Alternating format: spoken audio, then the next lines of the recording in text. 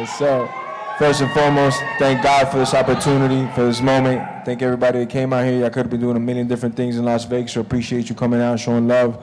And y'all know what y'all gonna get June 1st, fucking nothing but violence, man. That's all I'm here for. I know you guys didn't show up to watch what I'm eating or none of that on June 1st, but nothing but straight violence, and that's all I'm gonna deliver. And why now this rematch? Because I was busy chasing world titles. I went and fought for the world title, then twice after that. We could have ran it back, but we couldn't come to an agreement. So here we are sometime later now in boxing, you know, so I can't wait to get in and fucking do my thing. Nate, they're calling this last man standing. They could have called it unfinished business. We remember when that fight between you and Masvidal was stopped due to cuts. You had a lot more left in the tank that night. How much has 5 years built up inside of you to face off against Masvidal one more time? Yeah, no, I'm just training hard always, ready to go for the next move. This is the biggest thing outside of what I was doing, so I'm getting ready to rock. Nate, this will be your second professional boxing match, second straight pay-per-view headlining role. What does this say about your brand, about the fans that follow you to jump into this new sport and be right here, right now in this event? Yeah, I train hard, and I always thought that it's not hard to just look like how you train, so I just try to go hard always, and big things keep popping. Now, Jorge, that pro boxing debut for Nate came against Jake Paul last year. You, of course, had your pro boxing debut back in 2005, so this will be the second fight for both. How do you read Nate Diaz as a boxer from that one performance? I don't think it was his best. I don't think he was even training for this dude. I don't blame him because Jake, who the fuck is Jake anyways, right? But I don't think Nate was in the type of shape that he was like when he fought me, you know? So on both of them, I didn't think it was the greatest performance. Nate, what can you expect from Jorge Masvidal with the boxing gloves this time? How different will that be from preparing for him from an MMA standpoint? You weren't gonna find out. Yeah. I'll slide that question over to your trainer, Richard Perez. When you look at the tape and you're imagining Jorge Masvidal in the boxing ring, what are you up against in this fight? Masvidal, he's in trouble. That's all I gotta say is he's in trouble. Because Nathan, when he boxes, he can box. You know, he has no problem with it. Jorge, things were pretty cordial the first time you guys fought, the build to it, the famous press conference in New York by the bridge. But when this rematch got announced, I heard a little more spice in your voice. I saw you on the Ariel Helwani MMA Hour. Nate, get your ass in shape because I'm coming to break your fucking face, excuse me. What has changed in the rivalry since that fight? Well, I'll tell you what, man. Whatever that dude said. I didn't like the comments Nate said afterwards. You know, we're both professional fighters, and he called me a coward. He said I shouldn't have took that belt, this and that. Man, take it up with the fucking referee, stop the fight. Take it with the doctor, stop the fight. I'm doing my fucking job, and that's to put as much hurting as I can on you. Now, if a medical professional deemed it that he said you can't go no further, you take it up with him. Don't call me a fucking coward because I ain't never in my life tapped. Not a lot of people that got 50-something fights in their career could say that. I've gone to sleep before I fucking tapped. And I ain't saying this because all you motherfuckers is here, but I'd rather die before I give up in a fucking fight. And that's just how I am. That's just how I've been my whole life. So anybody that call me a coward on some shit, motherfucker, you know I'm the last coward in this motherfucker. I'm going to go with you with everything I got from when that bell rings till they call that damn fight off. And you felt it the first time, and you know you're going to get in shape for this one because I'm coming to do the same thing. I ain't fucking Jake Paul. I ain't fucking Tony Ferguson.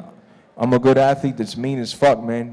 Whether it be my upbringing or whether it be just how God made me, but I'm coming to take your head off clean every time. And there's nothing personal, but man, I want to fucking end you, bro, just like I want to end everybody that gets in there with me. Nah, it's never personal with me. It's all about the money, man. Only personal with one motherfucker. If he was here, I'd get on his ass right now. I can't even say his name because I can't say his name because the cops will show up to my house, bro. He got a restraining order on me. Y'all know, y'all can say his fucking bitch ass name. That bitch. But you know what's up, man. You know, I can't be saying that shit, man. The feds will show up to my house. Nate, you heard him. It does feel a little different this time around. There's still that respect there. We're boxing this time, so it's a whole nother sport. We're dealing with a whole nother fight. Give a fuck what happened last time. We're running back in MMA too one day, but right now we're doing this, so it's a whole another situation. 100% we could run it back in MMA. Definitely not against that. And this is a complete different sport. I dropped him twice. Last time one was a foot to the face and one was a shin to the rib. And that's not a lot in boxing now. And I know his forte, his bread and butter has always been the boxing. I've always felt I'm the best boxer to ever come out of the UFC, hands fucking down. So there's nothing better than getting to prove it against Nate. You know, so let's fucking go, man. I'm ready to rock and fucking roll and snatch a soul. Nate, you went 10 rounds against Jake Paul last August. What did you learn about yourself in that process? Fuck Jake Paul. Fuck Jake Paul. Fuck Jake Paul. There's real fighters over here, man.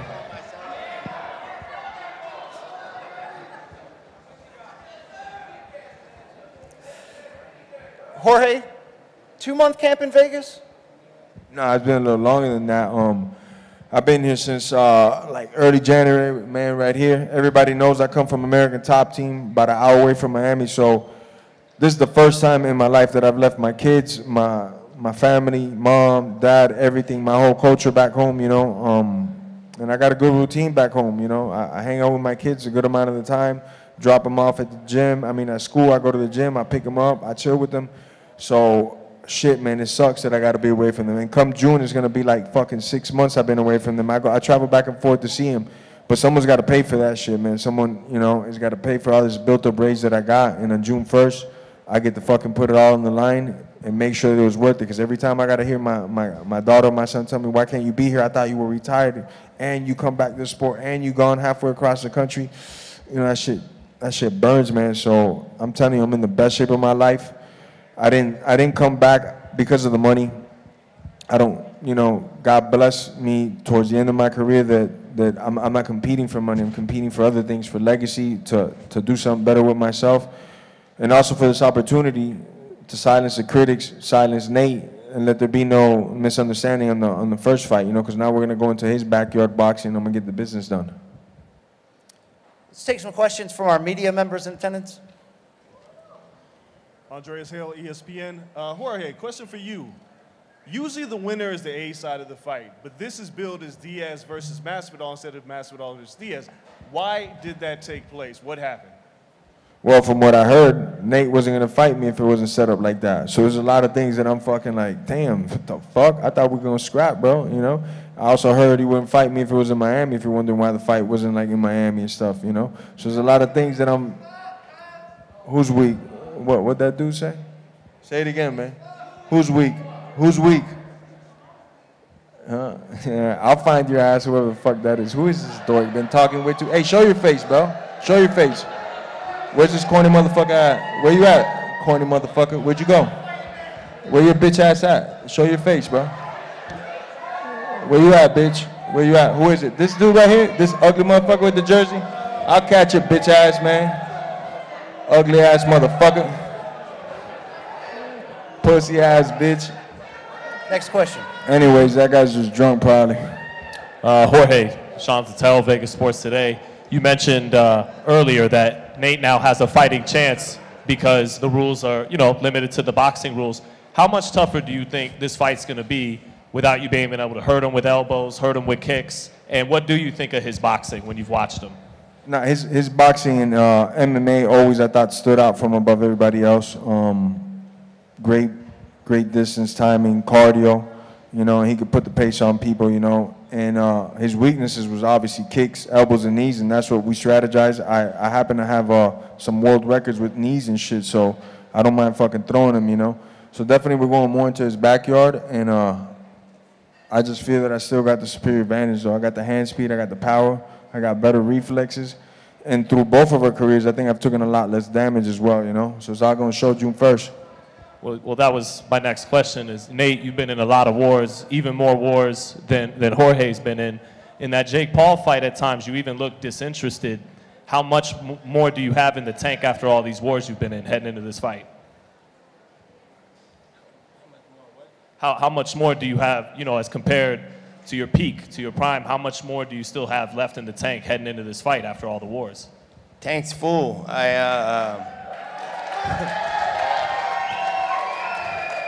And the only reason why he's like, I didn't want to fight him in Miami and all this shit, I didn't want to box his fucking ass. I want to fight him for real. I want to fight him in MMA, but that's the only thing he's allowed to do, so I'm going to try to beat his ass the best I can in this shit, and then we'll go from there. And tank's full. Thank you. Nate, does the rivalry end here with a win for you? We'll see what happens. Mike Heck from MMA Fighting. Question for Nate. I asked Jorge this earlier, so I wanted to get your input on this. I don't know how this became my backyard, too. I thought this is your backyard. Vegas, my backyard? The fucking boxing. You keep saying, oh, Vegas is my backyard. I understand now. Well, the backyard for your first fight was in New York, and it ended abruptly, and you felt, like you said earlier, you had more gas in the tank. If that fight were to continue and you would have carried on, how would the rest of that fight have gone? Yeah, it is what it is. I was just, you know, bitter. I fucking lost, and then fucking what's how it was. I don't give a fuck. They stopped the fight. That's the rules. But I'll fight till the end of time. There ain't no stopping me ever. So, like I said, tank is full now. Tank was full then. And Jorge, same question for you. I know we talked one-on-one, but for the people here, if that fight had carried on, you were looking real good in that fight. How would it have ended? With my hand raised, 100%. I mean, I dictated the pace from the start, and I do my research on everybody I fight. You know, Nate has a hell of a chin. I know that. That's why I invested in his body early in that fight and dropped him with body shots. It's not like that. That doesn't just go away. You just don't get stronger as the fight goes on when you've been hit to the body. So him saying that he would have won the fourth or fifth, man, shit. No, nobody knows, right? Because we fucking don't know. But I bet my life on it. I would have won it any time that you ask me. We have time for one more.